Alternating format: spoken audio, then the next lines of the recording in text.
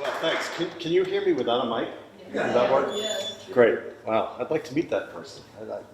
All those things, I guess, happened. And I'm delighted to be here. I had a place here in Wellfleet for about 7 or 8 years, and it's always just an absolute delight to be here in Wellfleet and have this opportunity to get together with you all and talk. I know that there was some confusion about the timing. That happens. Some pieces of information said 7 o'clock, some said 7:30, but you're here, so it just makes sense to get started with those who come on time. And so I'm delighted to kind of walk and talk you through the book that I wrote, which, as Gabrielle said, Journeying with Your Archetypes, the search for deeper meaning in daily life. And I have a couple of former students from Lesley University here, and this is where this journey of this book began. Oh my goodness, I want to say about 20 years ago, I had this idea to start writing this book, and then life took over, as it does. I got a little bit too busy teaching and doing other things, and the idea stayed with me, and finally, 2 years ago, I got it together to take a sabbatical from life and work and whatnot, and I actually wrote a lot of it here in Wellfleet, so it's nice to kind of come home. It's a homecoming, in a sense, for the book and for me to finally talk about it with you all. So I'm going to try to do a few different things tonight. One is to give you a sense of as I've started, of the origins of the book. And what got me started and excited and still does. And then I'm going to focus on the first part of the book, which has to do with journeying. And then the second part of the book, which has to do with archetypes and journeying with archetypes. And afterwards, I'll take questions and comments, reflections, whatever. And I do have some books if you're interested in purchasing one at the end. And hopefully we can pack that all into about an hour. Okay? So this too is a journey, as I'm fond of saying. And I do want to say, about a month ago, I had the distinct pleasure of, as Gabrielle said, I've had the opportunity to travel to 88 different countries and fashion myself as kind of a very unprofessional or amateur photographer. And just a few buildings down at Wellfleet Preservation Hall, I had an opportunity to have a month-long photo exhibit, which is kind of the companion project to the book. I Wonder as I Wander, an archetypal life journey. And that was a real pleasure to put together because it was, so connected, so deeply connected to the words in the book. So I said that I started writing the book way back when I was a younger professor at Lesley University in Cambridge, where I taught courses in Jungian themes, a Jungian approach to fairy tales and Jung in the real world, and I think there were 3 or 4 different courses. I was working in an adult baccalaureate college program, and we were always, the faculty there were about 8 or 10 of us, were always invested in what other new courses can we bring out that would be of interest to adult learners and whatnot. And this is just a theme that I really worked with and had wonderful opportunities. In fact, at one point in one of the fairy tale courses, and I didn't bring it tonight, which I should have, the students themselves wrote fairy tales, and we got a grant to publish that book of fairy tales with their own Jungian analyses in the book. And this is going back 20, 25 years. But it was a wonderful opportunity. But it started for me when and this is in the introduction, I took a course as an undergraduate. My school was Tufts University near Boston. And I had started taking foreign languages as a New York City elementary school student in 3rd grade. Spanish was required. I went to PS 33. They're all numbered there. There's too many, I guess, to have names. And then I moved on to French, and I got the language thing. I just didn't like the drills and the tests and so on. It wasn't really holistic for me, and certainly not experiential. So by the time college rolled around and there was still a foreign language, I never understood that term foreign language, but anyway, another language requirement. And this time I bailed. I found a course there which was not open to freshmen, first-year students, but I found a way in. It was called the Jungian Approach to French Literature in English. And I hooked up with the professor, who was very, very wise, and actually also had the brilliance to know how to teach experientially. So it wasn't just one lecture after another. He engaged students. We had activities and exercises and all kinds of things that got us invested and engaged in the learning process, which I then followed out in my career as a professor for about 30 years. That was the way I wanted to teach because I really believed that that was the way people could learn the most and the best. And so I took that course. So it was really from that point forward that I had this idea of Jung and the world and Jung and life and such right from the age of about 18. And I dare say that was close to 45 years ago. So I've had a lot of opportunity then to reflect on my life and the world and politics and the arts and such from a Jungian perspective, which I'll unpack a little bit how I see that. But what I'm invested in here is that we understand that this has been a long, long journey to come forward with a book. Sometimes books pop, for people, and they can crank them out. And for me, it was a real birthing process, probably as close as I'll ever get to the opportunity to put something out like this. And I have to say that even though I started and wrote a lot of it here in Wellfleet, a lot of it was written in 9 different countries. So it was also kind of a worldly journey for me to have the opportunity to really think and talk with people about journeying and about archetypes, and then the synergy of putting the two of them together. I continue to travel now. I've been to many, many cities in the U.S. since this was published back in December, and it's just always a wonderful opportunity to sit with people and take questions and talk about this and just see where it brings folks. And so that's what brings me here today. The one thing I will say is that I'm pleased that I was able to target the book to everyday readers. Even though I come out of an academic environment and all of that, you're not going to find footnotes or endnotes or things like that. I really wanted to make it easier and more accessible to read and to engage in. And I also figured that now that my career as an academic is kind of in the background of my life, I could kind of jump out of that and find a different, more folksy way of talking and thinking and sharing the content. So let me talk a little bit about journeys, because the title, of course, is Journeying with Your Archetypes. So we're all on a journey, all of us, and as a developmental psychologist, I think of this as the birth to death, lifespan. Some people call it cradle to grave, but however it is that you frame it, it's a lifelong journey for each and all of us.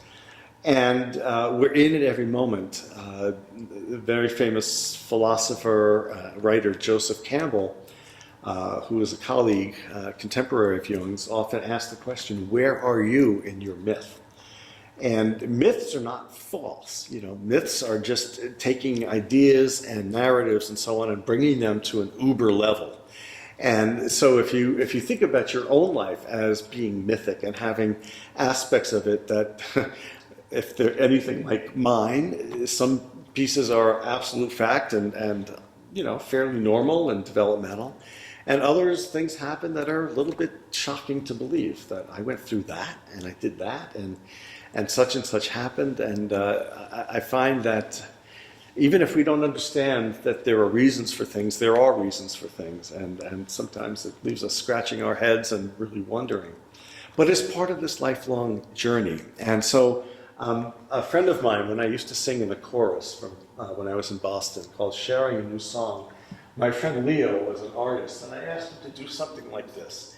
I said, try to depict your life, Leo, if you would, in a series of very, very easy to understand drawings. And so this is what came out. And you can read a lot into this, and much of what you would read would be fairly straightforward. These are iconic, they're symbolic. One might even say when we talk about archetypes that they're archetypal.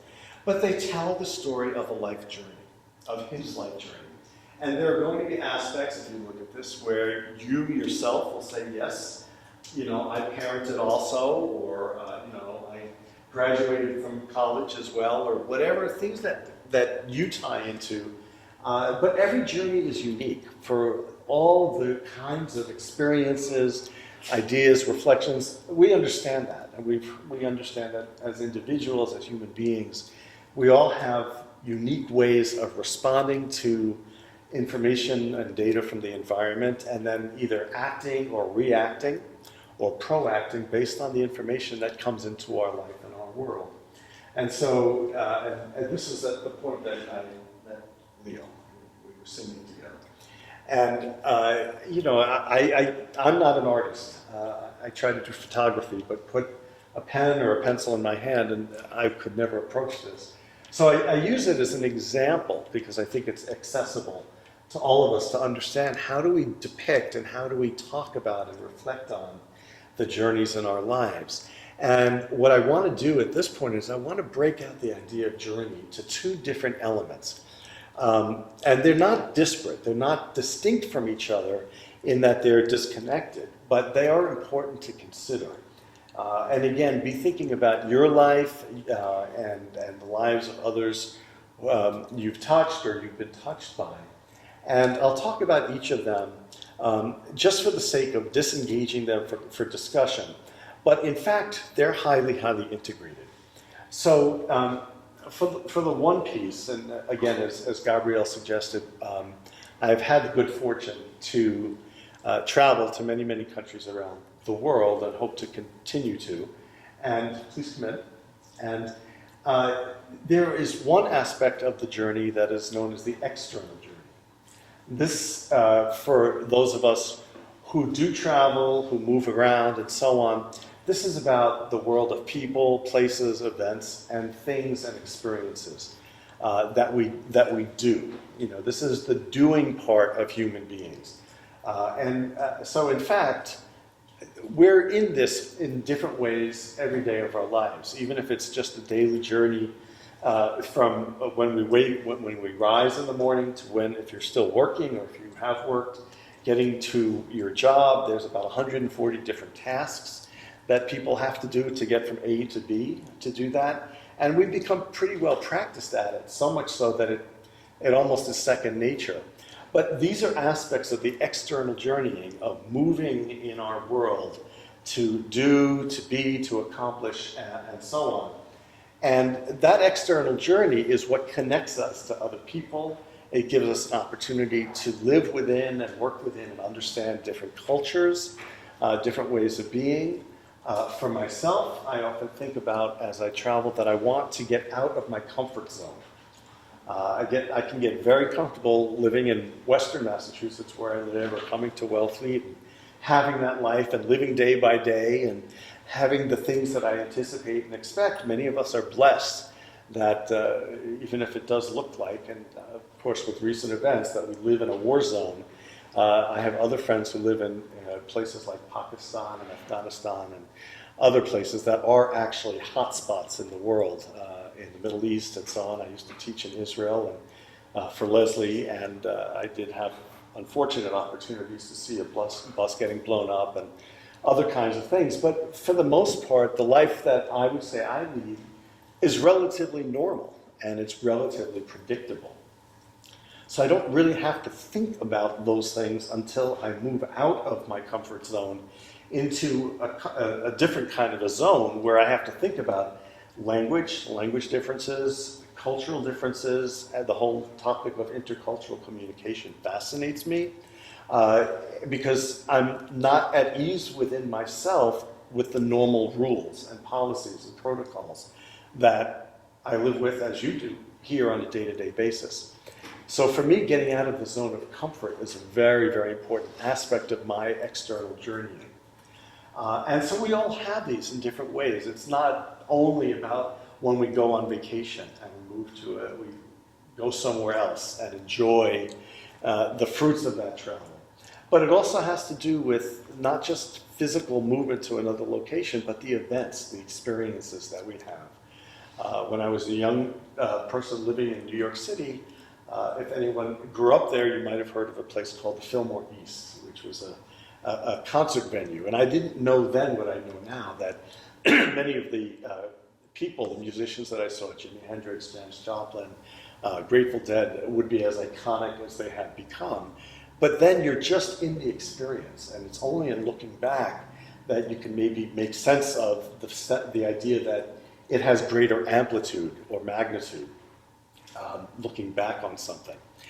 But we're all in that external journeying on a daily basis, some more than others and some in different ways. But that's one aspect, but it's not the totality. The other piece that I think about in journeying has to do with the internal journey. And this has to do with things that are maybe not as accessible to us to discuss and not as quantifiable. Things like dreams, nightmares, daydreams, the kind of the internal states that we live in.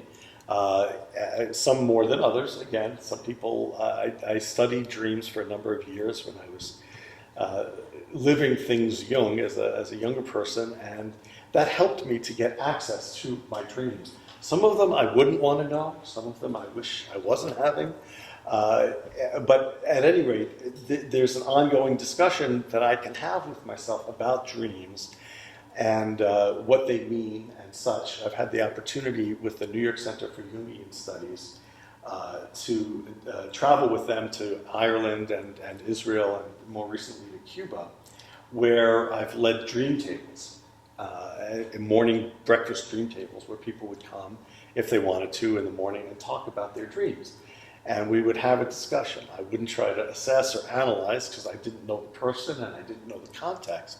But we would look at them from a Jungian lens and look at archetypes and concepts like individuation and shadow and persona, anima, animus, things that are known in the Jungian world, and try to have people engage in conversations to understand the deeper meaning of their daily lives, which is the other subtitle of the book.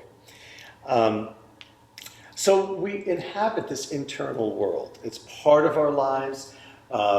We can try to regulate it. We can try to control it. It's a difficult thing to do. Things come up that surprise us. Many of us have had early childhood or sometimes ongoing nightmares. Some of my colleagues and friends who live in countries where they've lived within a PTSD zone have those, and they can't control them, and they'll come up, and it becomes a very difficult life to live when those issues come and they're in your face and they're in your body, and you can't really disengage them. Is anyone familiar with tarot cards? A few of you? Okay. I have a couple of decks here, and I used to read tarot. I won't say that I do anymore, but I'm going to give you the names of some of the cards, and they're very evocative. You can read into them as much as you want to, or you can just see them as beautiful pictures and so on, but they do tell a story. I mean, some of the archetypes I just pulled, the world, lovers, the devil, justice, the magician, strength, judgment, the fool, and the star. These are just things that I was flipping through. And many of us manifest these different kinds of elements of ourselves in our relationships, even in our work and such. And before I move to a discussion now of archetypes, just understand that they're embedded in these journeys, this internal journey and this external journey that we're on. And these are concurrent. Sometimes one may take more of a lead than the other, but they're in our lives. So let me pause before I go into a discussion about archetypes to see if there's any questions that you might have about journeying and the impact and influence of journeying on our lives. Any questions about that before I move to a slightly different topic? Oh, I'm sorry? Are journeys like character arcs in a story? Well, yes, they can be, because they're narratives. I mean, journeys have their stories, and within those stories, there are characters, and they all have their trajectories of people coming in and taking off, coming back, returning. I talk about the three, as I talk about journeys, I think about them in three ways. One is that journeys are a quest. We're seeking something. So there's a story in that. Whether it's getting on our computer and trying to access information and such, we have a question, or we have a yearning or a need, a desire, something that is impelling us to move in some kind of way. So that's the first part. Oftentimes, whether we're conscious about this or not, we have a request. So there's the quest, and then there's the request. The request is when we have a need to ask something of someone along the way. Easier to see in fairy tales, when Hansel and Gretel and they, left was it Hansel and Gretel with the breadcrumbs? Yes. I tend to, sometimes they don't correlate. But there's a way in which we are all trying to respond to environmental concerns and needs of the world and trying to figure out what's our context and our place with the world. So we put out a request because we think, for better or for worse, that we may need support, we may need scaffolding, we may need help along the way. And so in some way, shape, or form, whether it's in the form of a prayer, a question to someone else, I need this, or do you have this, or can I barter this, some way of asking for help along the journey. And finally, as that question comes out into the world, there is a bequest, which is to say, in the third element, from quest to request to bequest, people have the choice to either engage with us or not. And they can either meet our needs or our question, or not. And so we're left with what happens based on that. So these are all the ongoing pieces when you deconstruct any particular journey that you can kind of see happening. And sometimes they don't line up nice and neat and follow this quest, request, bequest. But those are all aspects and elements of journeying. And so to get back to your question, they have character arcs, they have stories within those journeys of the people who come in, or the animals, or whatever it is, wherever it is you're going, that you interact with. And this is where we begin to think about archetypes. So in the book, I talk about different metaphors for understanding archetypes. And so I'll give you some quotes that I think may be helpful to put it in context. First of all, it comes from an ancient Greek word. The word archetype means original pattern. So we're looking at patterns of behavior, patterns of personality, just patterns that tend to come up in a cyclical way in nature and in the world.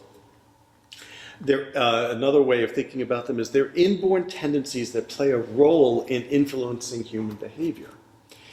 So these are in us. They're in our DNA, they're in our RNA, and they're deeply patterned in us. Jung talked about one particular concept called the collective unconscious. Is anyone familiar with that term? Okay, so those of you familiar with Jung. And so this is where, in this collective unconscious, it's kind of it's not a pretty term, but Jung would write about it as kind of a cesspool, in a sense, a kind of a universal cesspool of all of the collected behaviors and activities and fears and triumphs that have happened to humankind over time and space. And so to give an example, which I like to talk about, an archetype that comes out of the collective unconscious, one would be the Great Mother. So what is that? The Great Mother is this nurturing force in the world. It's the Earth Mother. And that's a part of our lives. Again, we're talking about the unconscious. So it's hard to say, well, it's this or it's that. And it's known in a felt way as opposed to an intellectual way. And so the great mother is this sense of nurturing, of comfort, of safety, of protection. And again, we all have individual and unique experiences with that that are not necessarily the same, but they come out of that same fabric of what is it like when you think about your mother and so on. Then we move out of this collective unconscious into what's called the personal unconscious. This is the second layer of three that Jung would talk about.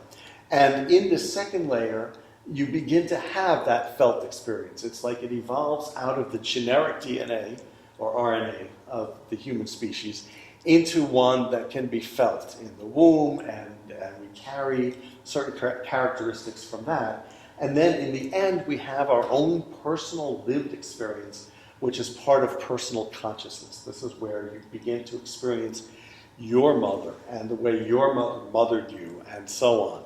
And so it comes out almost like when they think about it, when we talk about an iceberg, about 85% of it is not visible, it's underwater. And in the same sense, that's Jung's notion of consciousness.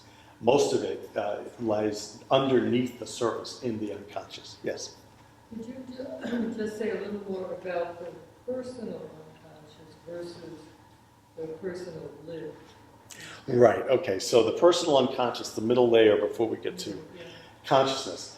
So the personal unconscious, this has to do with, out of all of that, there are certain ways that mothers behave that may have cultural implications as opposed to universal. And so the way, in a sense, that women who are pregnant, for example, how they carry their unborn children, and the experience that they have with those children in the womb, quite different when one travels to different cultures. In fact, in some countries, when a child is born, they're considered to be 1 year of age, not starting from zero. So there are very, very different cultural implications that have to do with that raising, and that becomes part of us, but it hasn't yet become conscious. The consciousness has to do with the living, the experiential, the interactive, and that's at the highest level, moving out of the collective and the personal unconscious to personal consciousness. So when we think about archetypes, they're universal, they're archaic patterns and images that come from the collective unconscious and are part instinct, part behavior. And so if you think back to your childhood, and I often think when I do workshops with this material as opposed to a book presentation, we do some psychodrama, we do a lot of interaction to get people to think about and draw their earliest childhood memories, for example, of parents, of home, of whatever. And we can rediscover our earliest patterns of behavior as children. So, for example, I will say that then as now, although in different ways, my parents always considered me a trickster, which is an archetype.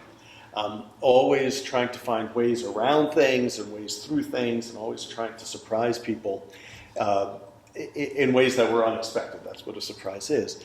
And so for me, that was an opportunity to express my personality, my personal sense of self, if you will, in a way that had archetypal meaning. And I became known as that child who was the trickster, the jokester, whatever. And those kinds of behaviors can change over the arc of a lifetime, but you can still hold on to that notion of an archetype. It may look different, but it will still have the same underpinnings. And so even now in my life, I like to do the unexpected. I like to challenge myself. It may not be quite as silly or playful or whatever, but I can still relate to those early aspects of my behavior, even as I transcend or ascend through the second half of life. And so archetypes have this kind of lifespan quality to them. where we are interacting with others and the environment and ourselves and learning from that experience how we best fit in, what we feel strongly about, where our fears are, and how we move about in the world, seeking our own opportunity to become what Jung called individuated, which this notion of individuation has a lot to do with how we come into our full personal selves as responsible, accountable human beings, no longer in need of the same kind of nurturance that we had as we were growing up as children. Not to say we don't need nurturance and love and such relationships, but they grow as we grow, and we become hopefully more individuated, meaning more responsible, more accountable for ourselves, and with greater self-awareness. So archetypes, if you think, one situation I talk about a lot in the book has to do with one of the greatest of all American or US films, which I'm sure many of you have seen, The Wizard of Oz. So how many folks have seen The Wizard of Oz? It usually gets a lot of hands here. Didn't get so many when I traveled to a few other countries. But we kind of assume that that's kind of a evocative and iconic film and a series of books by L. Frank Baum. And of course, each of the characters have archetypal significance, right? And so when you think about the Tin Man or the Straw Man or the Wizard and even Toto the dog and such, each of them have elements that are part of Dorothy's journey forward, right? And she has to negotiate with each of them. How is she going to be in connection with them? How are they going to impact and influence her journey to Oz and meeting the wizard? And sometimes there's surprise, and sometimes it's more of an aha, and other times it feels more natural. But we all have those pieces in ourselves, and as we journey, we bump into situations in life or people who can either be triggers, which means that they will do something to us that makes us reactive. If we're triggered by something, it can bring us back to an earlier part of our lives where so-and-so reminds us of someone else. And so we have an instantaneous instinctive reaction. Or we simply go with them and they become mentors or teachers or other things for us that allows us to learn and to grow and to develop greater self-awareness. So these are individual events and elements and such that we come in contact with.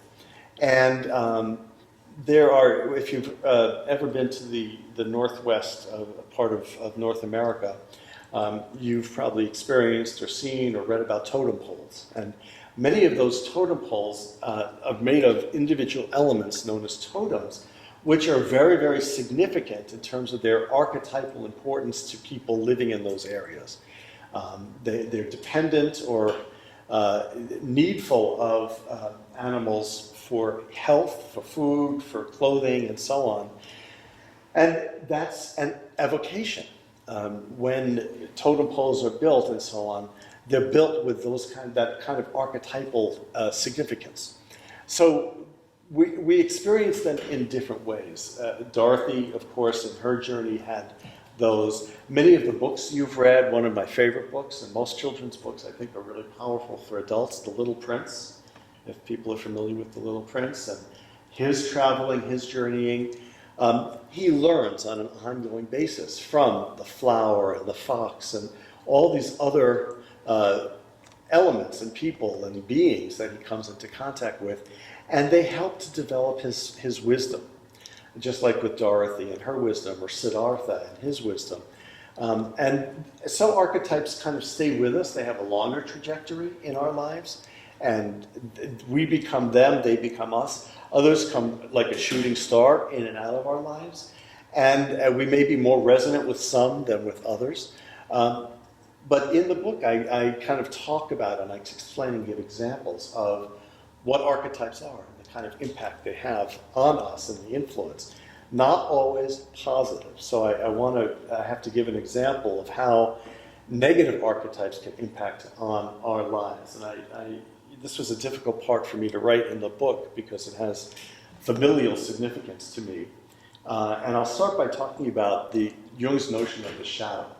People familiar? I imagine some people know about the shadow. And again, I'm just trying to do quick justice to it rather than an in-depth explanation. The shadow is the darker part of ourselves, of our inner selves, the part that we try to keep repressed, if you will. The part that, the element of ourselves that is dark, as I said, and also can be very, very challenging and very negative and impactful in those ways. And when I came up with the fact that, yes, you can think about the shadow as being part of ourselves that we want to enhance and we want to access and bring forward, and sometimes there are cultural rules about that. But in the negative sense, I had to give the example of someone who had a hugely repressed shadow, and it came through in the most heinous of ways. And here again, we're talking about Adolf Hitler and what happened with him. And when we suffer rejection time and time again, and all that goes with it, the humiliation, the shame, the embarrassment, and we repress it, and we don't have ways to deal with it, either whether it's talking therapy or arts or whatever will help us to detoxify. I believe that Hitler, and I think it's known that he was rejected from art schools that were run by Jews, I think 2 or 3 times, and he internalized that negativity until it literally virtually exploded. And so, I won't get political here about that in the current day, but just to understand that if we repress the negativity and the pain that we all have and we all feel, and some of us suffer greatly with it, if it's repressed, it still it seeks some way of opening and coming out. Now, we can channel that, and many people have, into music and art and writing and other things.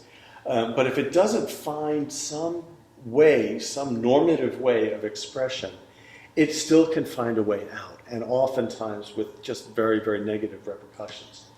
So there's an element of archetypes that also, if you think about just the most basic of elements in the world, they can all be life-giving, life-affirming, and life-destroying. Thinking about fire, right? The need for fire, and how fire can also be consuming and consumptive. We see that every summer, mostly in western parts of the United States, with the forest fires and so on that are larger and larger, it seems, every year. Mother Earth. Well, the other side of Mother Earth and the nurturing are the earthquakes and all the other kinds of issues that come up, tornadoes, hurricanes, and such, which are so incredibly destructive. They're coming from within Mother Earth. So again, you've got the positive and you've got the negative on a continuum.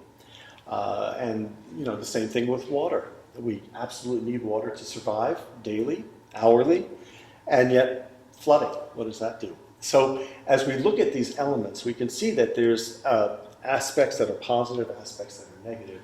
And we in our lives have to be able to deal with all of that. Jung was very fond of saying it's not one or the other, it's a question of how we deal with things one and the other. And what he would call the unification of opposites. So this is the material in the book that I wrestle with. And the book itself, as I said earlier, is a journey. It's that opportunity to think about yourself in this larger kind of context, so that it's not just about what I do every day and understanding the details and the operations and the mechanics of what we do as human doings, but what's underneath that. And that's the stuff, the material of human beings, the being aspect of ourselves.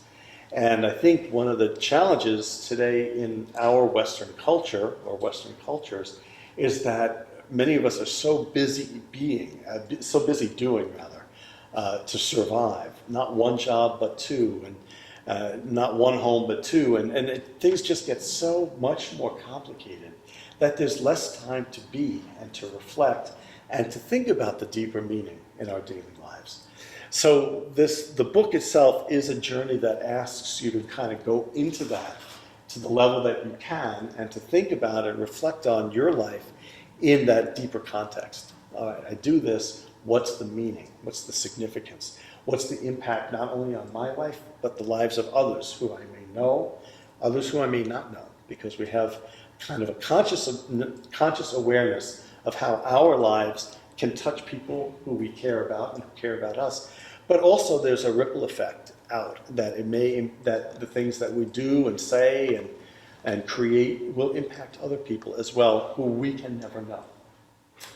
So at this point, I want to, again, take a time check for all of you and see if there are any particular questions. And then I'll do a little bit of wrapping up about journeying with our archetypes. So any questions about archetypes that this may have piqued in terms of your curiosity?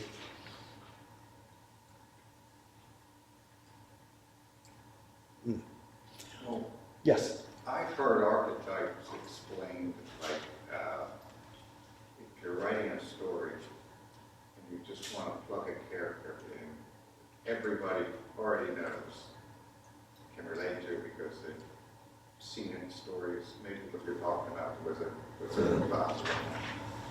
And it just, but the text works on that basis. Mm-hmm. You don't have to invent something. It's already there. It's already there. Well, and that's a point because many of us have these common elements, right? We're talking about humanity. And so there are those characters and stories that we just adhere to, or they adhere to us. I think that's what you're talking about. You get it. You get their significance, you get their role. In some ways, because it's familiar to you, right? Either you've had some elements of that person's experience, that character's experience, or you have familiarity, whether or not you've witnessed, experienced, or observed. And so there's a comfort with that. And then what comes along sometimes to create conflict or challenge is a different kind of character that is new to you, right? Or presents some kind of question that maybe you're not as familiar with and as at ease with. And so then you've got this little conflict here. So what's going to happen? And you've got a little bit of what we call dynamic tension or dynamic disequilibrium that you want to ride with. If things were all so known and so obvious and so easy to explain, we might not have the same sense of curiosity and interest and so on. So writers, artists, entertainers, and so on often will bring in the familiar and then often bring in something that challenges the familiar. So that we have to maybe check our assumptions or ask different questions. The element of surprise is very profound for people, or the unexpected. So life isn't just what we adhere to and feel most comfortable with, but it's also the questions that we have to ask. How does this fit in? How does this make sense? My favorite question, no matter what I'm doing, 3 words. Is there more? Is there more? What else is going on here that can help me to understand my life, this experience, that relationship on a deeper level? Now, that's because I'm a psychologist, so it's easy for me to want to ask those kinds of questions. But I find that it deepens whatever experience I'm having to ask, is there more? And there's a learning in that. And sometimes it's uncomfortable to know that there's more, not to know exactly what it is, but to seek it out. Yeah. So your book, is it stimulating a personal reflective journey of the reader? That's the hope. That's the hope. I try to give examples out of my life, and I know that even my parents were surprised by some of the things that I wrote about. We never knew that happened, or whatever, and we do keep things hidden. All of us have secrets. We may not think so, but we do. But the idea is by using myself as an example, or characters from films or novels or whatever, where I hope there's some familiarity with, that the reader then can go on this journey and begin to associate the concepts and the questions with themselves, having seen examples. So they're not so vague and open-ended that it becomes confusing. I keep coming down to the concrete. in a sense, to make it accessible, because I think definitions are important. One little moment of irony in the book, which I found amusing, it's my first published book. There's a glossary in the book to help people with definitions and terms and so on. Not that they're extremely technical, but somehow both myself and my editor and my proofreaders, we all forgot to put the word glossary in the table of contents. There's just a bona fide, genuine mistake. But you get more than your money's worth because it's there, even if you don't see it in the table of contents. So I think it's important to understand that I try to ground the reader, the reading audience, in an understanding of their lives by giving examples, so that they have something to hold on to that's may or may not be about them, but that they connect with. So that's how I respond to that. Yeah. I'm not a psychologist or anything close to it, so it's probably hardly naive, but how does an archetype relate to the idea of a stereotype? Great question. Great question. For those who didn't hear, how does an archetype relate to stereotype? Mm-hmm. So let's talk about what stereotypes are, right? I mean, they're generalizations. They may or may not be based on truth, but they're based on something, right? And they're ways that we generalize about a population or a group or something that that can provide, correctly or incorrectly, an understanding, but they're very broad, right? Now, archetypes are more particular, and they're based more on experience than they are on kind of a vague way of understanding. So, I mean, if I were to say, I mean, anything I could say as a stereotype may or may not have truth, and it says more about me, perhaps, than it may say about the group I'm talking about. If I would say, for instance, that, well, see, I know I'm going to get into something where there's either cultural appropriation or what I would call a real error of judgment, but that's where stereotypes are. So, there was a thought, a whole line of psychological thinking that said that black people don't have the same level of intelligence as white people. And so it's a huge generalization. And it's a stereotype to say, comparing one to the other in that way. So an archetype has to do with a personal experience that we have, as opposed to a gross generalization of something.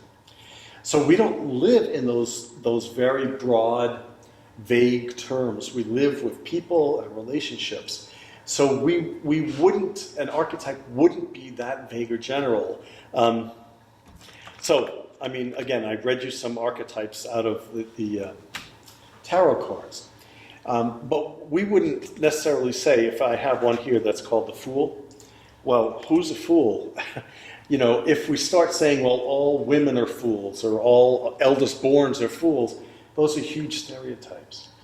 The archetype has to do with the connection that we have to what is foolish, or what is it to be a fool, as opposed to a vague way of understanding who are fools. Does that help a little bit? The archetypes are very profound, but they tend to be grounded in some degree of experience and specificity. And wouldn't it be personal?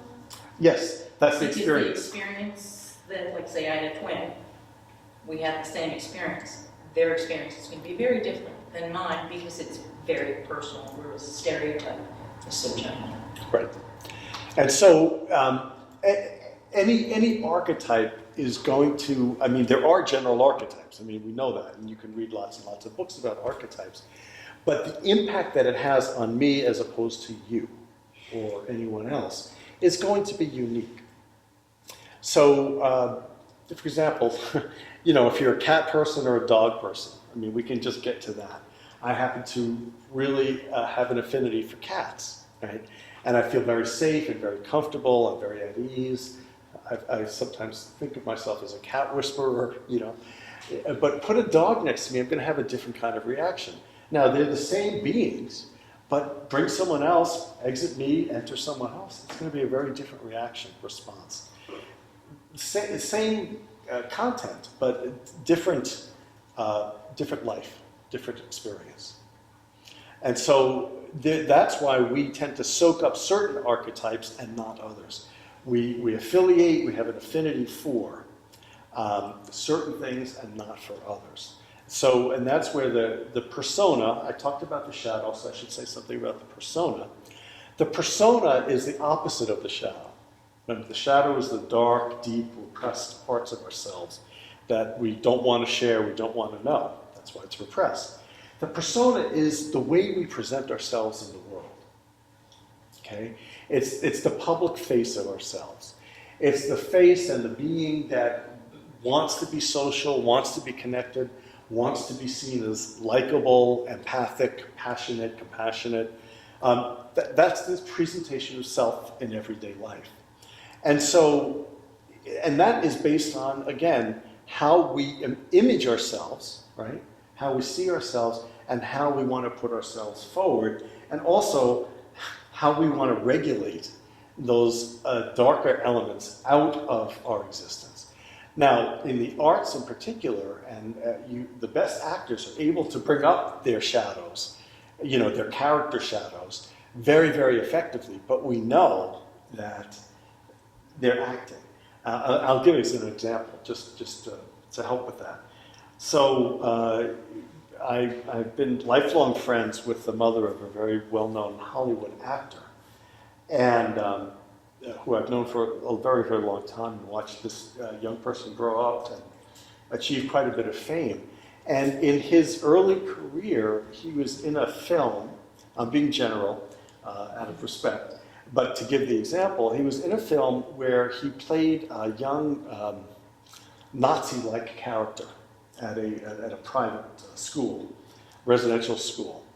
And because this was so antithetical to his life as he lived it with his mom and his older brother at home, it really took him on a journey that was way out of correlation with his real life. And he was young enough that it was very impressionable. And this came to me from both interviewing him, talking with him and his mother, so much that I wrote an article on de-rolling. In other words, he was young enough that after the film had its wrap and was completed, he needed to be in therapy for 9 months to help him understand he was not that character. And so that's where the shadow can get inside you and it has control of you.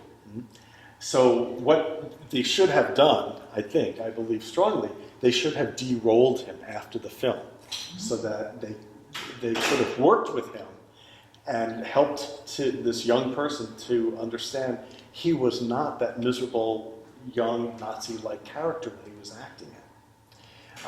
And so that's a question of sometimes where the shadow can overtake one's self pretty graphically.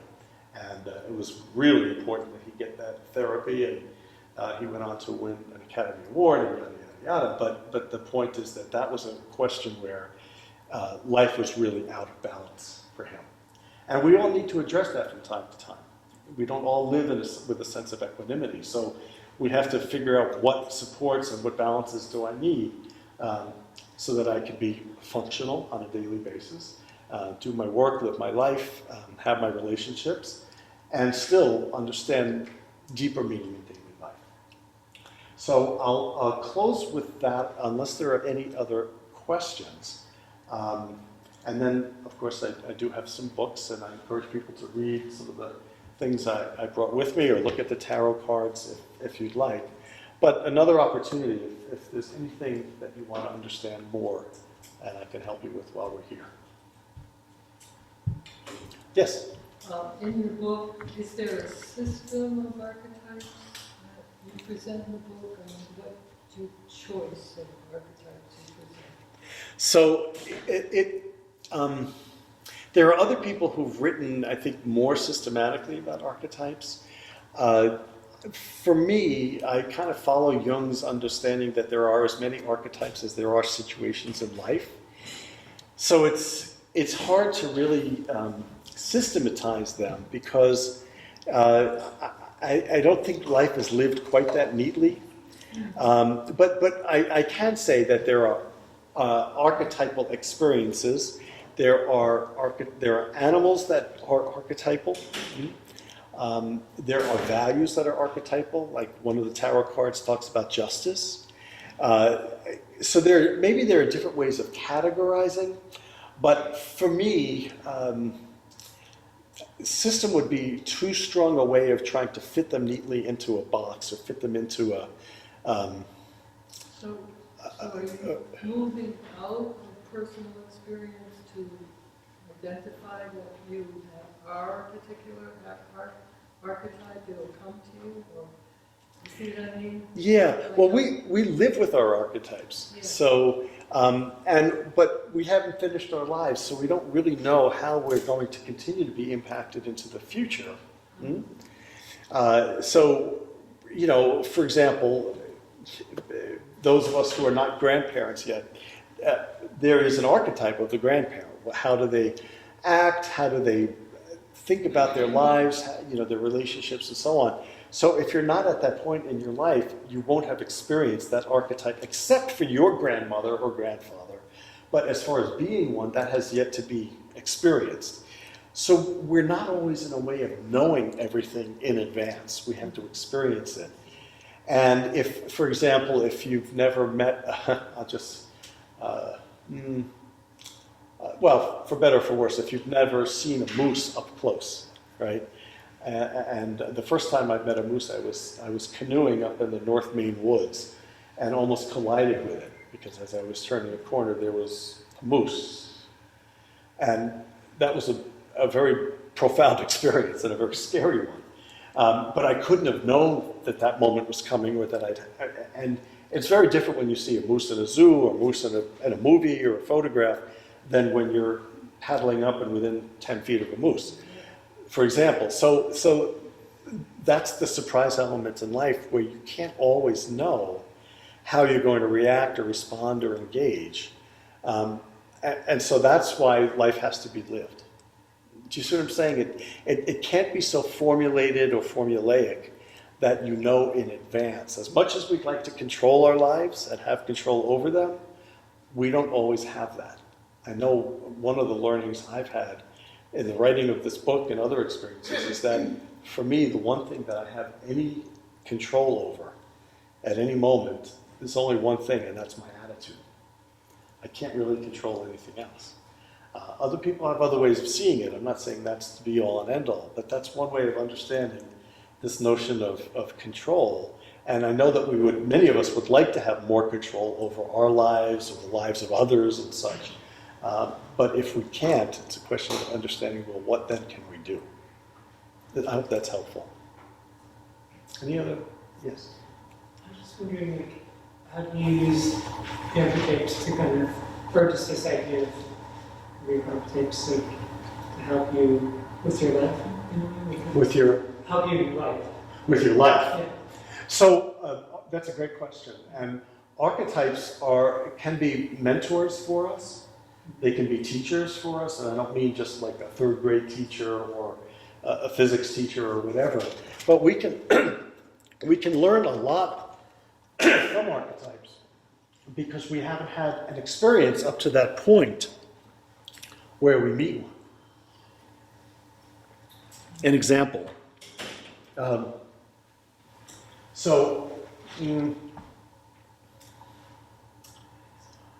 Here's an interesting one that maybe some of us have had an experience with. The archetype of the newlywed. Okay, I'm just picking this out of a hat, so to speak. So, you know, we see ourselves in one way at a point in our lives, and then in this instance, we get married, and we may see ourselves very differently. So what's going on there? You know, so we had a wedding, or we had whatever ritual the culture appreciates and accepts as a way to enter into that new status. And the process itself, and I think this is where ritual and rites of passage are very important, and have archetypal significance because we get to see we have a new perspective on our lives. Something that we've done, that we've chosen, or something that just simply happens to us. If we suffer an unfortunate accident or something else. And we now have a different take on our lives. that's a teachable moment, if you will, because the experience itself is a teacher, how we respond or react is a teaching, and then how does that impact on us going forward? So archetypes have the opportunity and the ability to actually change our lives in a very small or a larger way based on what happens, based on our experience with them. So we can learn from them, we can deny them. That's another option we have. If you could see the handwriting on the wall and not pay attention to it at the same time.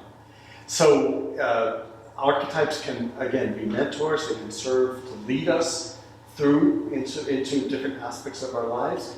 Or we can turn our backs on them and say, "This, for now, I'm just not going to deal with this. I'll come back to it." That's the notion of procrastination. But there are options. But always, I would say that our ability to discern consciously and conscientiously what we're experiencing, the search for deeper meaning in daily life, allows us kind of a greater sense of consciousness to learn from our experiences. I tend to think about things in life as once a mistake, twice a pattern. I make lots of mistakes. I used to go into my work when I was a dean saying, what new mistakes am I going to make today? But what I tried to stay away from is getting into patterns with those mistakes so that I could make a different mistake and learn from that. But if I'm going to learn, I want to try to minimize that mistake so that a mistake can be a teacher, right? A poor interaction or something that, a lousy meeting or whatever it is, they can all serve as teachers, or we can just reject and deny that happened, or it wasn't my fault. So I'm hoping that gives you a little bit of insight. Do you the archetypes, can you kind of embody them in a way? You have you're like, oh, this is what's going on for me. What can Steve tell me? Absolutely, and many great films are made from that sense of embodying archetypes. I'll give you an example. This is an old film, but it was a very profound film at the time. And sometimes when you fuse with an archetype, it can become a complex. So that's the fusion of self and archetype. There was a film many, many years ago called The Hospital, starring George Scott. Did anyone see that film? Okay, good. So, and he plays a doctor in a hospital in New York City, of course. And somehow he begins to snap under the constant pressure and duress and the bizarre things happening at this hospital. And he actually begins to act as God. He thinks he has a God complex. And he walks, there's a very famous scene where he walks through the streets of New York City in his white scrubs saying, I am God, I am God. Now, that's fusion run amok, of course, and it's a film. But in other ways, there are situations that are enacted or in books and so on where human beings become fused with a particular archetype, Jekyll and Hyde, those kinds of things. And that's difficult because it's an unconscious thing, and someone would be in denial that they're acting. They really believe that they are in that role, that they are that personality. But that can happen when we displace our egos. I mean, there's a lot of psychology and psychobabble to go into that in more depth. But the bottom line is that we can fuse with our archetypes in the same way as we can reject archetypes out of hand. And we're not always conscious about it, but there are those ways of dealing with archetypes. Yeah. So, Carl Jung, do you think everybody has the archetypes? Everybody has these archetypes. Well, this is the collective unconscious. And over the course of our individual lives, thanks for coming, over the course of our lives, our personalities, our culture, and so on, will take some in and not deal with others. And so because there are so many particulars to your personality that is unique to everyone else's, right? That some will adhere, some you will go with, and some you won't. So that's why to try to have a system, it becomes too boxed in. I don't think that they're that neat and clean. but they impact us at different times in our lives in different ways. And the book, I think, can be helpful in that regard, because the more questions that are asked of you, and the more you discern and reflect and such, the greater sense you can have of personal understanding and personal awareness. Many people just choose not to look at that, and that's fine. I'm not rendering a judgment there. But for those who are interested, it helps to have a guide and a path and a mentor, because to do it on our own, how do we do it? So that's why the book was written, yes. So, I'm really surprised by the newlywed as being an archetype. Okay, sure. So if I go through my life, okay, I was a teenager. So there's an archetype of a teenager. Oh, yeah. And then I had my first job, so young archetype of young professional, archetype of writer. Yep. Okay. Yep. So to that archetype, I have a whole bunch of associations. Yes. Other people have many other associations. Right. How am I mentored by the archetype if all I bring to it are my associations? Right. That's what you have, is your direct, lived, learned experience. You also have a response or a reaction to it. What was that like for you? So for a first-time worker in a job, it's very different if they get promoted or very well appreciated versus they get fired, right? So it's still a first job, and you have your experiences with that. But you don't live in a vacuum or a bubble. So you're around other people who are also engaging and interacting, whether it's a first-time job for them or they're very senior and so on, and you're actually learning from them. They're there not as mentors necessarily, but you take your learning from others around you. We all do that. Or you reject it. You say, I don't want to be anywhere near that person for whatever reason. So there is a difference between the archetype and the way you respond to the archetype. The Right. archetype is a fundamental primal movement That's in correct. our universe, and we respond to it. Let's say motherhood is archetypal in the sense in which the universe works that way. That's right. And then I respond to motherhood as I enter into it in my way and in my collaboration with other people who've done it. That's a very good example. And that's because you're reacting, responding, or initiating based on the deeper meaning that holds for you in that role. And also, the mothers who came before you, not just your mother, but the idea of mothering in general may impact you as well in terms of your knowledge, your wisdom, your understanding, compassion, et cetera, et cetera. And we all have different experiences, so that's why the way I respond to an archetype is going to be different than the way you do. And the reason I talked about newlywed, that just kind of came to my mind. I'm not a newlywed, but I thought it would be helpful because there's that moment where you were arrested. It's like, wow, where's that coming from? It forces you to think about it. And what was the learning, if you ever have been married, you personally or anyone, was there any learning in the change of self from one role to another role, one way of being to another way of being? It itself is just out there, right? I mean, it's an experience in life, but it's what do I bring to it, and how do I respond, or what's my reaction to it that makes that archetype unique to you. So how would you put archetype together with myth? So a myth is a much broader story, a much broader narrative that will have many archetypal elements in it. So it's like a story. It's different than if I was only writing about myself and separating everything else from me. If you could do that, I suppose if you're really quite narcissistic, you could do that. If you only think about yourself in your life and nothing and no one else, then you've got a pretty narrow story. But as soon as it evolves into 3D, then it becomes a bigger story, and it has a lot more elements, a lot more archetypes, and conflict and such, and it becomes more complex. And so when Joseph Campbell talked about where are you in your myth, the idea of myth is a much grander story than the simple narrative of what I do every day. Do you see what I'm saying? Which is already very complex. But mythic elements bring in culture, they bring in ritual, they bring in rites of passage,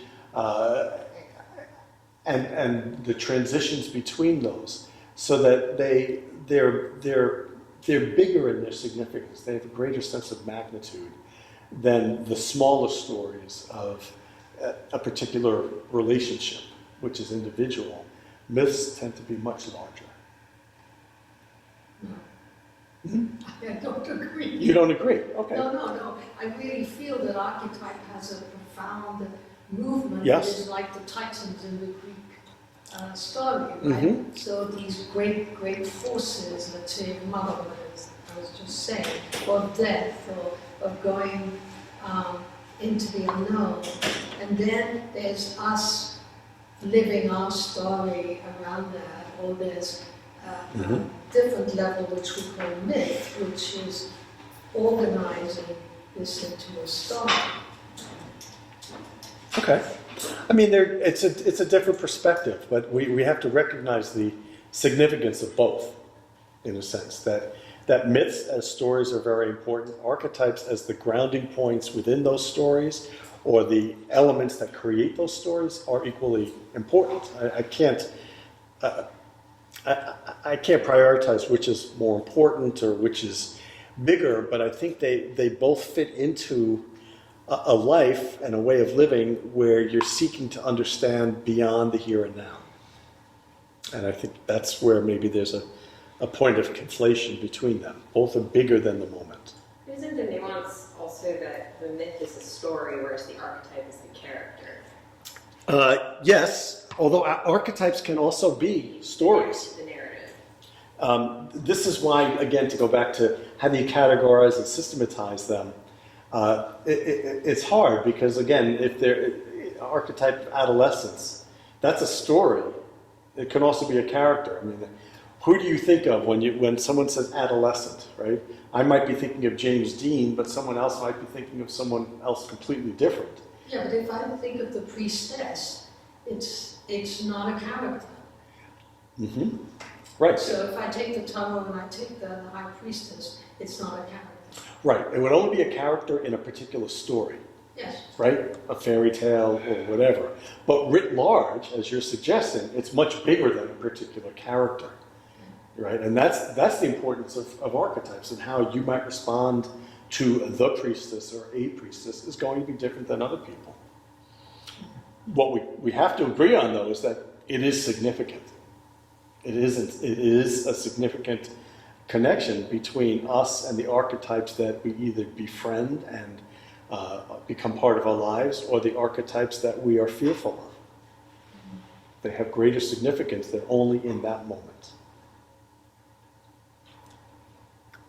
Anything else? Yes? Are we having a national nervous breakdown? The question was, are we having a national nervous breakdown? Well, how about if I try to speak from a psychological perspective as opposed to a political one?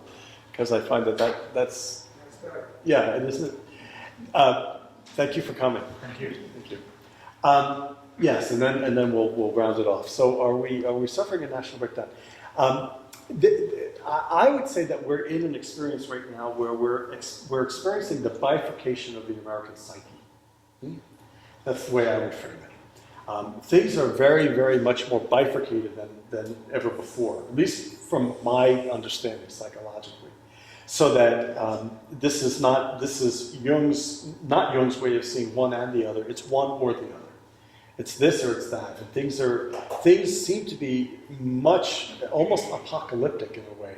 That the two sides are not, whatever the sides are politically or whatever, are not connected. They're not talking. They're not hearing or listening to each other. And so there's a rupture, I think, that's going on. A rupture of care, of compassion, of understanding. And the more that happens, the more that this rupture happens, it seems to me that it is bringing people into a place psychologically where there's much greater tension, much less patience. You can go on and on around that. But I think I think what I'm experiencing and what I'm seeing is a real breakdown in this basic notion of civility.